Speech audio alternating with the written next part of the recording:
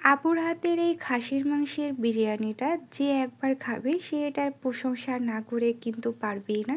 এটা এতটাই মজা হয়। চলেন আপনাদের সাথে পুরো রেসিপিটি শেয়ার করি।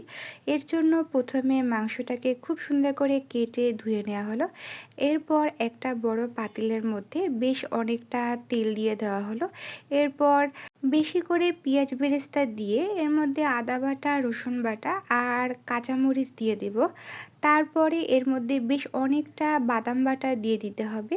বাদাম বাটার পরিমাণটা একটু বেশি করেই দিতে হবে। এরপর লবণ দিয়ে ধুয়ে রাখা সেই মাংসটা খুব সুন্দর করে দিয়ে দেওয়া হলো।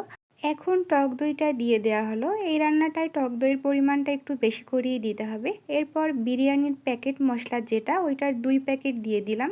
এরপর সব কিছু হাত দিয়ে খুব সুন্দর করে মাখিয়ে নিয়ে বেশ কিছুক্ষণ সময় রেস্টে রেখে দেব। অল্প একটু সময় রেস্টে রাখার পরে আমরা প্রেসার কুকারের মধ্যে দিয়ে কয়েকটা সিটি দিয়ে দিব। এর মধ্যে চালটাও রেডি করে নেব। তার আগে আমরা কিছুটা আলু ভেজে নিয়েছি, যেহেতু বিরিয়ানিতে আমরা আলু পছন্দ করি সবাই। এই তো আলু ভাজা হয়ে গেলে এর মধ্যে চালটাকেও 80% সিদ্ধ করে নিতে হবে। আজকের এই বিরিয়ানিটা আমরা বাসমতি চাল দিয়ে করেছি, কারণ এই চালটা ভাইয়া পাঠিয়েছিল। এখন চালটা সিদ্ধ হওয়ার পরে একটা বড় পাতিলের মধ্যে রান্না করে রাখা মাংসটা দিয়ে দিতে হবে। বাকি প্রসেস আমরা মাটির চুলাই করব।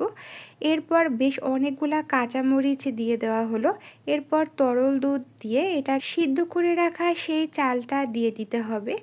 এরপর এটাকে দমে অনেকক্ষণ সময় রাখতে হবে। আর এর উপর থেকে সামান্য একটু কেওড়া জল দিয়ে আমরা অনেকটা সময় দমে বসিয়ে রেখেছিলাম। তারপর সুন্দর করে সব মিশিয়ে দেওয়া হলো। আর এটা কিন্তু একদমই লেগে যাবে না। বেশ অনেকটা সময় দমে রাখার পরে একদম পারফেক্টলি কুকড হয়ে গিয়েছে। চালও একদম ভেঙে যায়নি, সবগুলো পুরো আস্ত আস্তই রয়েছিল।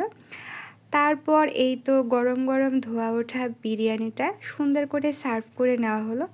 আমাদের বাসায় সবাই বিরিয়ানি অনেক পছন্দ করে। বিরিয়ানি হলে আর কারো কোনো কিছুরই দরকার হয় না, আমরা 3 বেলাও বিরিয়ানি খেতে পারি। আপনাদের কাছে রেসিপিটি কেমন লেগেছে অবশ্যই কমেন্ট করে জানাবেন, আর একবার হলেও এই রেসিপিটি ট্রাই করবেন।